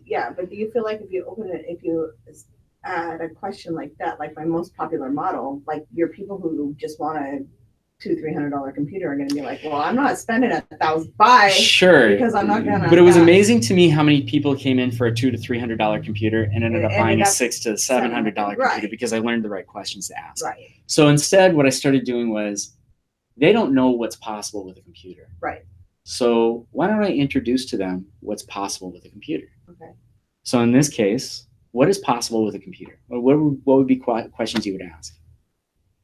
Like me personally? Yeah, what would you ask to help people understand, like, this is what your computer can do? So I was asking at the time, well, I notice you have kids. Do you record any video? Yeah. Would you like to do video editing and add, like, titles and make it look real slick? Yeah. Okay. Your son's about 8. He's probably going to start playing some games. We could probably get a computer that would do that. Would you be interested in that? Yeah. World of Warcraft. If people came in and said, I want to play games, like, it made it very easy, but sometimes they didn't even realize that's what a computer did. You needed a different computer speed to play those games. Yeah. So for vitamins, like, it's, I notice do you have any ailments with joints? This drug I made up, glucosamine, will totally help with that. I don't know if it's a thing. Anyway, so that's the difference between a qualifying question and a discovery question. And both are useful. In some cases, when I was in the mattress industry, I asked a lot of discovery questions because people have no idea what they were buying with a mattress. When I was in the computer industry, when people did come in and they knew what they wanted, that's when qualifying questions became a thing. And then there's open-ended and closed-ended questions. When are open-ended questions and closed-ended questions? What are they, first off? What are they? You don't know. No. Good. I like that answer. Thank you. So what a closed-ended question is Open-ended. All different answers, where closed-ended is a yes or no question. yes, correct. Is red your favorite color? No. Okay. That's nice and easy. That's good. That's good. You know why? I know. I see why you were. It was programmed in my brain. So anyway, that's a nice, easy answer. So I can use that in my sales to make sure I'm not showing you red things because they make you angry or whatever. An open-ended question is like, well, how does red make you feel? You don't have to answer it. Like, I don't know. An open-ended question allows for dialogue. A closed-ended question results in an answer. Does that make sense? Why is an open-ended question a good question to ask? When is it a good question to ask? When you need to know more information. When the customer knows what they're buying, when they have an idea of what they're looking for. That's when an open-ended question works the best. And most sales manuals you read will say ask only open-ended questions. But open-ended questions can also result in the worst answer in the world. So yes in sales is really good. No in sales, is that good or bad? Yes. It's good. I'll take a yes or a no. I love both those answers. The one that is the scariest answer, the one that you can't do anything with, is I don't know. If you hear an I don't know, you are done. Pack up your stuff. Leave, Really? because you are done. If a customer says I don't know, you've not done your job as a salesperson. You're not empowering the customer. You're not making them feel confident. What you're doing is you're making them feel stupid, and now they start to worry. You can almost see it. As soon as a customer says, I don't know, they literally take a step back. It is terrifying. And I see it all the time when I was in retail, and I still see it in retail. I see it all the time where a salesperson wants to prove how much they know. And as soon as they do it, the customer takes that step back, and they got to start pulling them back. And it's like, nope, be done.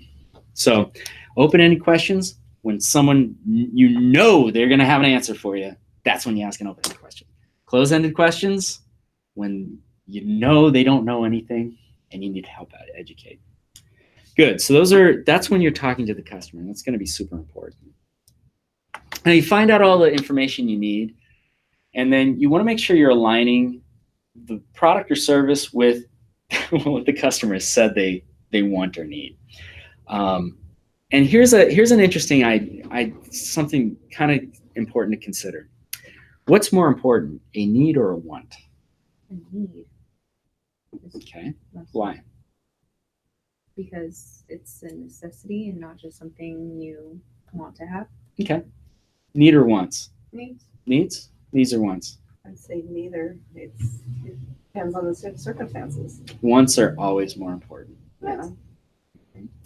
Yeah, think about it. Like if you're gonna, let's say you're gonna go buy a car, right? What do you need? A car. 4 wheels and a car, right? That's what you need. What do you want? A good car. You want a car that's gonna be Specific comfortable. one, really. Yeah, It's right? gonna be all your- Yeah. You don't want the one that smells like old fish, right? You want the car that's kind of new, kind of all that.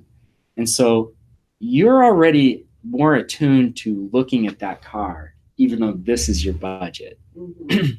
And it's amazing. Most people will find a way to If they spend the more want. money to get the thing they That's what want. they need.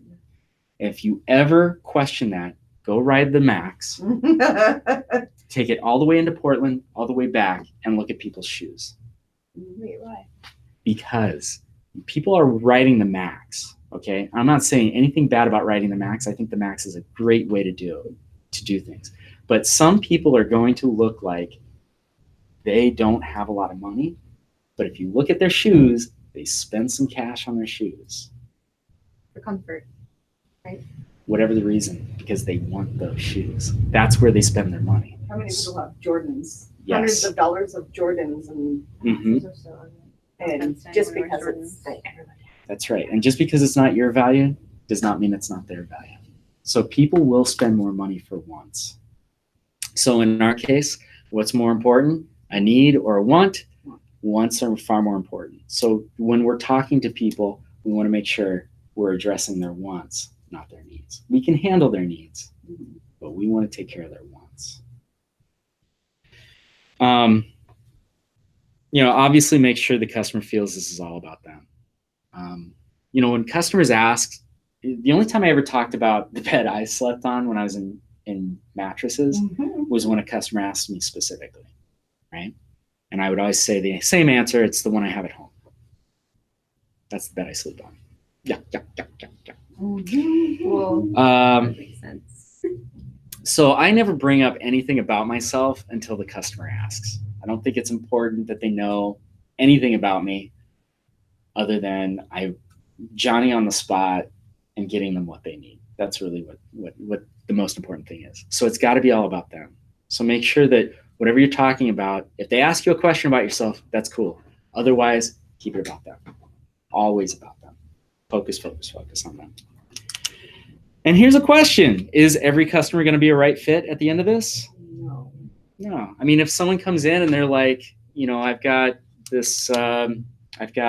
a horrific case of herpes on my mouth and my lips are like completely covered in. Is there anything you have going to help that? No. That's a medical issue. Like, go see the doctor, right? And then come back and then buy this if you want. That's where my Italian face tells, I'm like, yeah. Really? Yeah. No.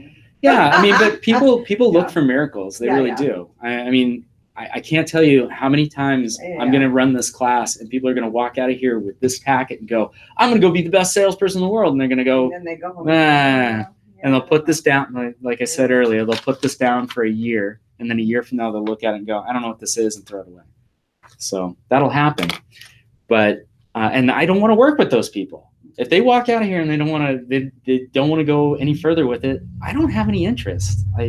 If you can walk out of here with something and utilize it, great. But and at the end of talking to a customer, if the customer decides no, what do you do?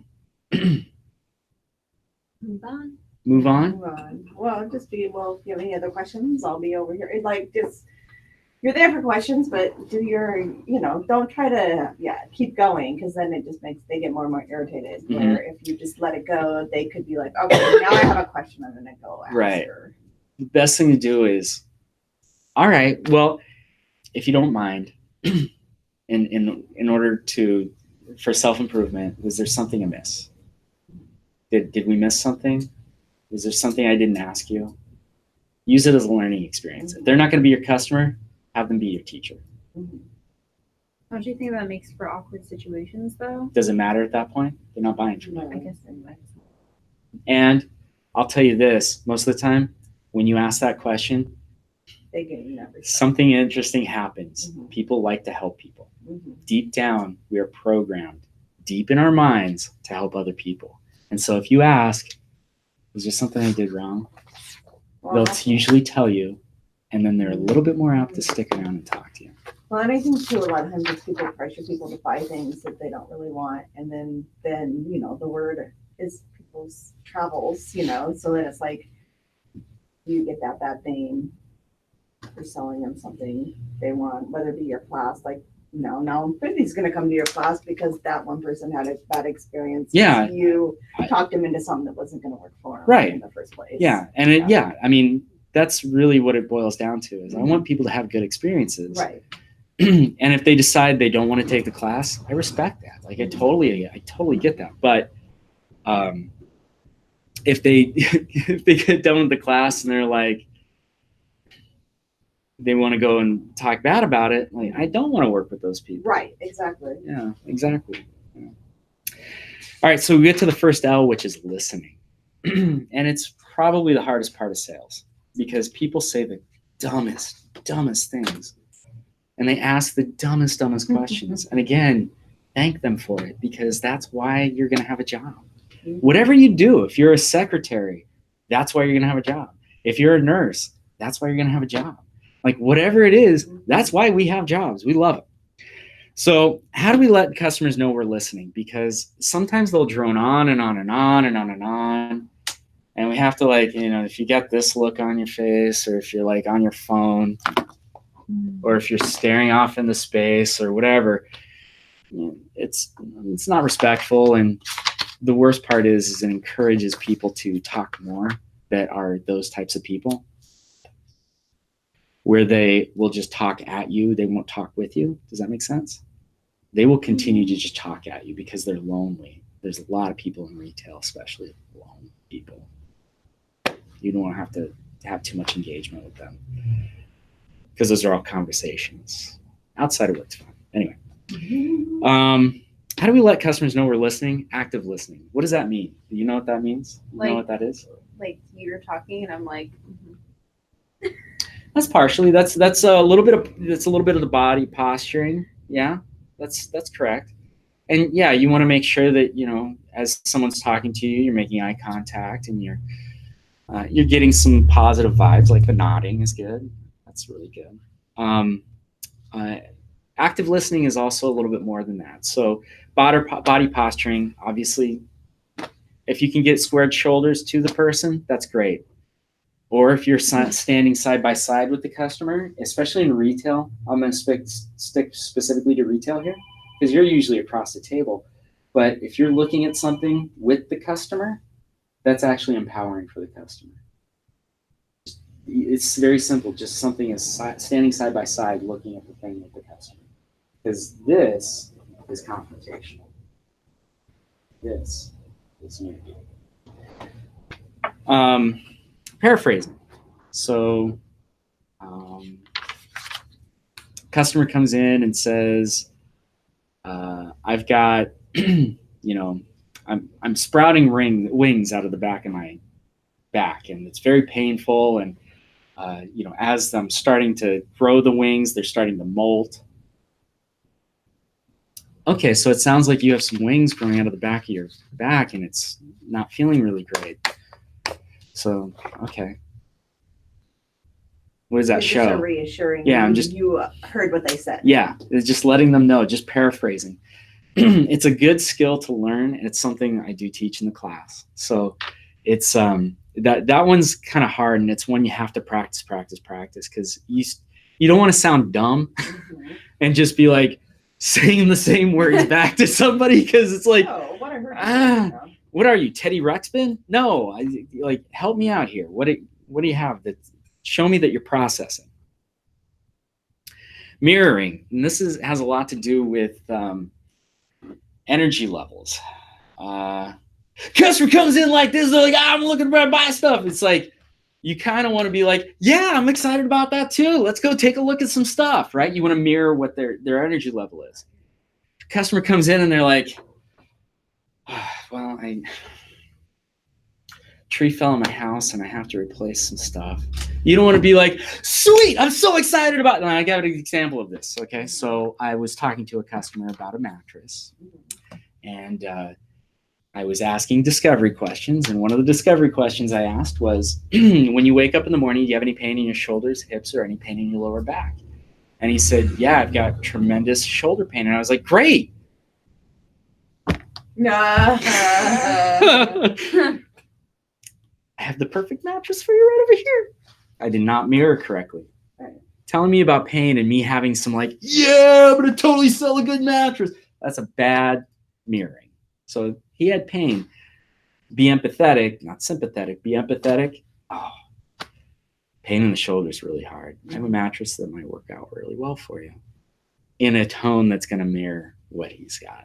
The excited dude is just looking to buy a new mattress. I always hate it when they can't go off their script. Like, I don't need to know A, B, and C. I just need to know D, E, and F. Can you just tell me about this?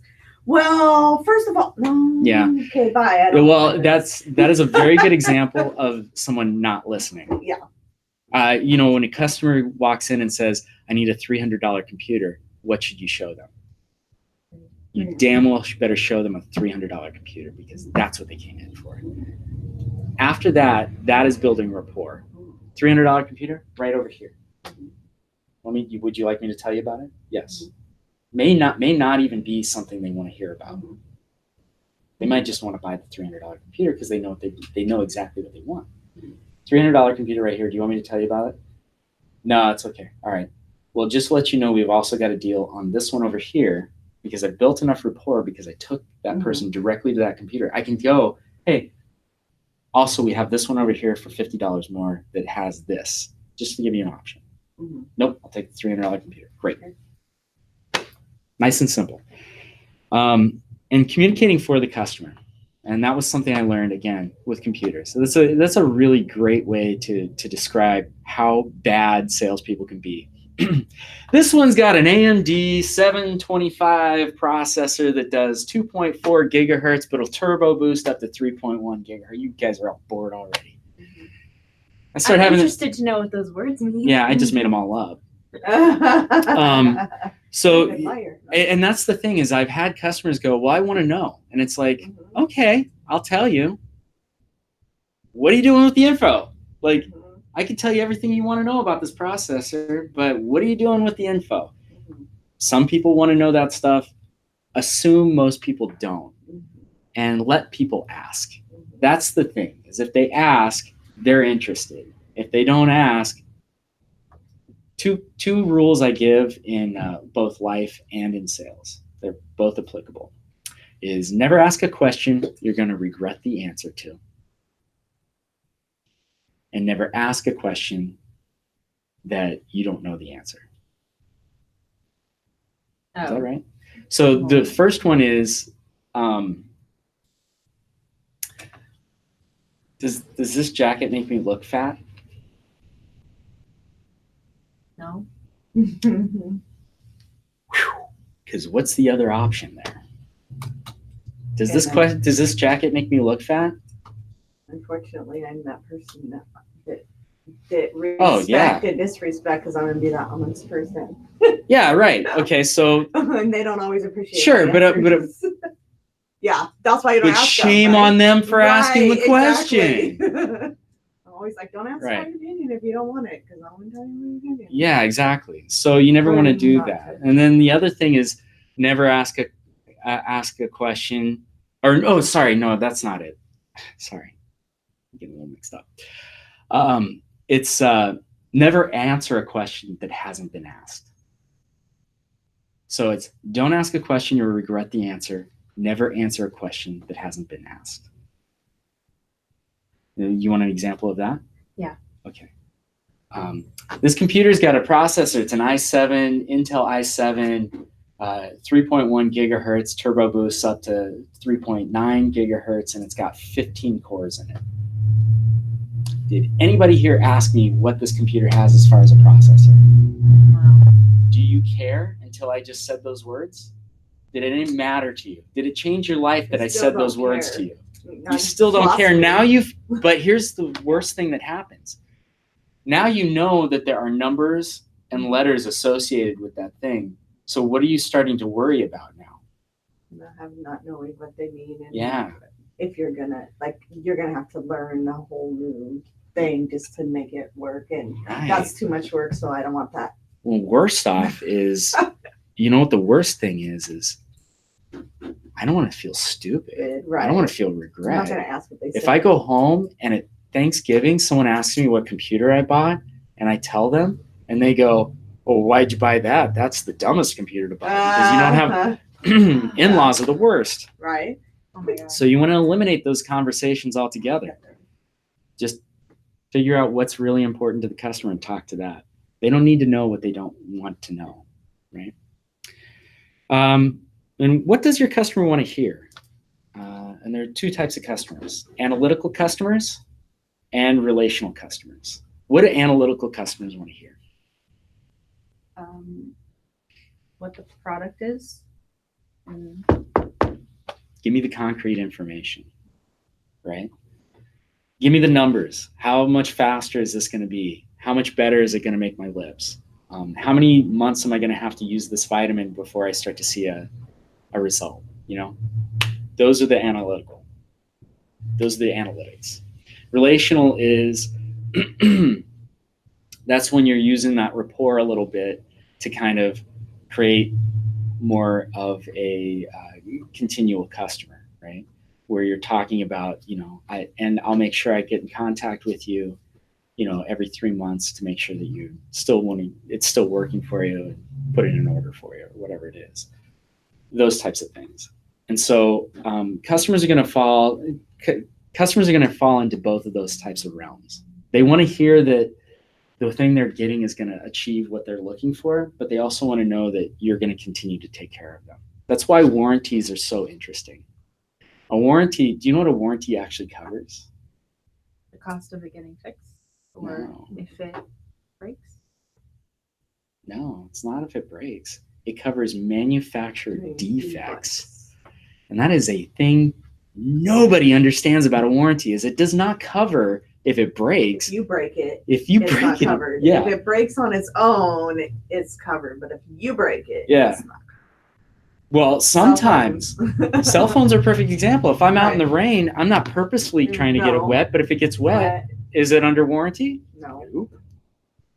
So, That little button is gonna tell them no. right, but it is a relational feature. Right. It's, hey, we'll make sure that when we give this to you, we've made sure all of our stuff was lined up in the back to make sure that you get the right. It's a relational thing. But when you're talking to a customer, you just want to make sure those things are going to fall into two things: analytical or relational. And again, during the class, we actually come up with things. And again, it goes back to connecting the right service or product with the customer. Okay, I got to speed through this. I'm so sorry. Oh, we're doing okay. We might go a couple minutes over. All right, so the last L is leading your customer to the right decision. Now, if you've done everything right up to this point, this is the fun, easy part. It's just like, it's what we call the demonstration. It's, hey, this one, how does this one sound? And it's like, hopefully if you've done everything right, the customer's like, well, tell me more about it, right? And that's what you want. You want them to go, yeah, I'm really interested. I'm curious. So, sorry. So when we're talking about that, we want to make sure that, much like with the car stereo, when we're doing that, we're making a complete assessment of what the customer wants. And it's okay if it is way more than they're thinking about spending. You know what? Let me put a beauty package together. It's going to be $193. Shipped to your house, $193. What's the customer going to say? Well, $193 in beauty products is, I'm guessing, a little bit of money. Depends on if it's wholesale or retail. I Just do customer. mostly business. But, Oh, B2B? Okay, so the So B2B. it's going to be more. For me, it'd probably be more like $500. Okay, $500. Is that a big order? For opening order. Okay, for an opening order, it's $500, right? But you're like, hey, $500. This will get you all the different flavors of lip balm. It gives you all of the this, all of the that, and it's a good starting package for everybody. And what can the customer say? $500. They could either say, "Oh, that's a great deal," or they could be like, "Well, I wasn't looking to spend that much." Okay, well then I can offer you this package that Correct. has That's less, it. but you still get options. Maybe it's 2 or 3 flavors instead of all 6. Correct. Yeah. That's exactly it. Is you want to give the customer the best possible solution, and then when they balk at the price, because that's the number one thing that 95% of anybody who's going to say no, it's going to be because of price. You find a way to lower the price, not by lowering the value of the product, but by lowering the value, lowering the ticket price. So you take things away. And you do it in a way that's going to let the customer feel like they understand why things are being taken away and that they're okay with it. So that's really key. So when you make an offering, make sure you're thorough. Make the best possible presentation. You buy the TV, you get all the cables, you get the DVD player, you get the sound system, you get all this. And then the customer goes, nope. And you go, okay, well, let's start eliminating things to still make it a great package for you, but do it to the right price point. Customer says they can't afford it though. Here's the thing you should never do in sales. Do not shame. How did you ever do that? So many people. I have literally seen salespeople come out with the product and go, okay, we're ready to do this. Okay, so you want to get the extended warranty because that's the only way that people in electronics make money. Do you want to get the extended warranty? The customer says, no, I don't think I need it. The guy literally took this $2,000 laptop and said, you're not ready to buy this. Took it back to the cage and put it away. Shamed the customer. Dude. That customer walked out and made a complaint. And that's exactly what every one of those customers should do. Because it's not necessarily that you can't afford it. It may just be not something you want to do. It's values. I mean, I might value a $2,000 laptop. I spent damn near $2,000 on mine. Right. But the thing is other people don't have those needs. They don't have the desire. I got all the other things that I do. They don't have that. I shouldn't shame them for that. And if they don't have money, why would I shame somebody for not having money? Right. Yeah. We're all about making a great situation for a customer. So anyway, do not shame. Everything must be intentional. The words you say, the questions you ask, everything's got to have an intent. Does that make sense? That's why what kind of dog do you have is derailing your sales presentation. At a certain point, it's okay to start asking those questions. If a customer brings it up, it's a great time to bring up those things. But everything's got to have an intention. When you ask a question, just remember who's the expert in that situation. If you ask a question, the customer doesn't know the answer, what happens to the customer? I don't know. What happens to that confidence level? It goes down. What happens to the empowerment? It goes down. What happens to your sales? It doesn't happen. Correct. All right. So next steps, if customer said yes, this sounds weird, probably more applicable to you, agree on payment terms. And it's so hard. I bite myself every single time I agree to terms. I kick myself. Yeah. I'm like, there's a reason why I don't do that. Yeah, because it's a hassle. And it's good for them. People will ask for terms too that I'm going to have to chase down, that I'm going to have problems with because they're like, well, can you exchange this for this? That wasn't, no. So yeah, and of course, the thing with terms, and I learned this myself, is the thing with terms is it gives all the power to the purchaser. This is probably, if this is a little over your head, it's totally understandable. But but the thing with payment terms is I certainly would not establish payment terms with anybody up front. Like it would have to be, you have to have some history before I'll agree to payment terms. The only people I agree to payment terms are like hospital, like sure. Their company. They have a billing department. They're the only ones. That's the only way you're going to get in there. That's the only way they do. Like New York, I have to. Totally understand. That is that is an established place. But if it's like, but when it comes to just like the average, say salon owner or no, I don't do terms. COD. Yeah. Is A-okay. Set timetables and due dates immediately. So I have a hard time with time, and so like I give these timetables, and sometimes I can't hit them. No. It sucks. So you got to make sure you set timetables. Be realistic. I am starting to get better about going a week out as opposed to a couple days. A week is a good starting point. Eventually, it'll be 2 weeks out before I start getting bids, because it's hard to put together a bid and then you're rushing at the end. But timetables like, hey, I can get that to you in 3 days. You better have it there in 3 days, because if you don't, it's not good. To overestimate and get it there early than underestimate and get it late. Under promise, over deliver. Yeah. And it is something for myself personally, I still have a hard time with. So I talk about this stuff. I still have a hard time with it. Communicate with the customer. That's important. So if it is going to be late, give them a call. Right? If you have that dialogue, you're probably not going to have a lot of dialogue with your customers. I don't think you're exchanging emails or phone numbers, right? Alyssa, for job searches, communication key. Yeah. Yeah, probably. it would be beneficial to you after an interview to make sure you do a follow-up 2 days later. Like call them. Be proactive. So they wouldn't call me. I would call them. Yeah. Well, I mean, if you haven't heard back, if they didn't give you an offer and you're still curious and they have kind of leaving you hanging out to dry, it's okay to call. It's okay if they say that they don't know, but at least you did your due diligence. It's still on their mind. Yeah. Keep yourself top of mind, and give them a reason to contact you again. In some cases, I'm not a big fan of discounts, but in some cases, a discount's not a bad idea.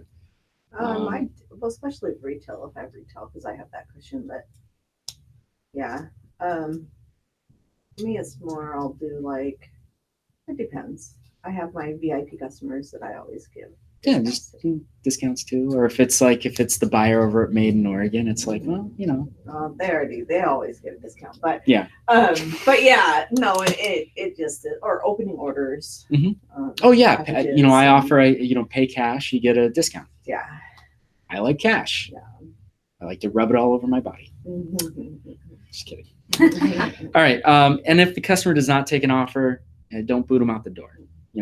Things you can do, thank them for their time. It is still a very valuable asset. They just spent time with you and they didn't buy. Thank them for their time. Yeah. It's still there. Make sure to offer your assistance in the future.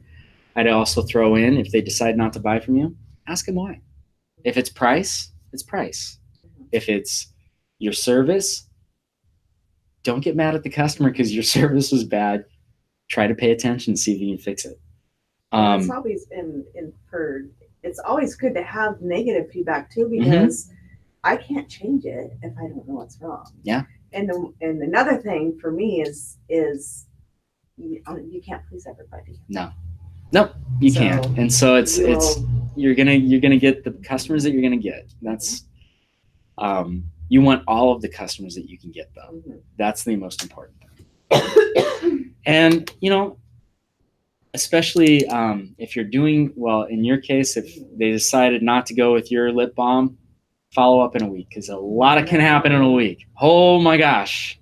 I have had situations where I'm like, nope, that $1 million PO I cut it to the other company because they blah, blah, blah, blah, blah. And a week later, that company didn't hit their mark. And all of a sudden, I don't have product and I'm begging and calling the other person. So always leave your door open because you never know who's going to come back. I hear you. All right. So that's your blueprint. The class is roughly about 8 hours. I'm going to split it over 2 days. So it's 4 hours per day. What's that? I was being smarty about. Yeah. Well, I mean, the class is supposed to be like 5 weeks, but I find that most people hear 5 weeks and they're like, I can't. Yeah. I can't commit. So it'll be over 2 days. It'll probably be a Monday, Tuesday. Price is $250, which isn't bad because you get a lot of deliverables. And the thing I will say is 250. Yeah, it's $250. Yeah, $250 for $2.50. I'm there. Yeah, everybody be coming, and nobody would be knowing. You were very clear. Yeah, that's true. Yeah, there was a Muppet movie where the guy's showing him a car and he kills a fly on the car, and he goes, Kermit the Frog goes, $49.50. We'll take it. He's like, Anyway. So this is a class structure, not a one-on-one structure, is what you're saying? This is still a class structure. Okay. I'll do the one-on-one. If you wanted to do a one-on-one, what I like about the class, Office hours. Yeah, I guess, yes. I'm happy to do a one-on-one. We could do that one-on-one. The one-on-ones are a little bit more focused on like one particular thing though. Mm-hmm. So but what I find in the class structure is you get enough feedback from other people that it starts to, it actually makes more help, and you get cross-pollination that way. And so what do you expect the class? Do you have a limited class size? Like 10. How many? 10 people? Yeah, I'm doing the same thing Erica's doing, is 10 people. I feel like, I mean, my goal is to do these weekly classes for free to get enough people to be able to do a full class, and because I find this has been far better than, because most of the classes have been one-on-one so far. So it's like All right. So Yeah. what do you think a Think, salesperson is? I don't know. know. And it's good to get the perspective of other people. Yeah, And what was cool here is you definitely. got someone brand new into the work industry. Right. You got someone who has really not decided what they're going to do with their lives and is currently working in a job. But how did this work for you? How was it? I'm really glad I came. Good. I'm glad to Yeah. hear that.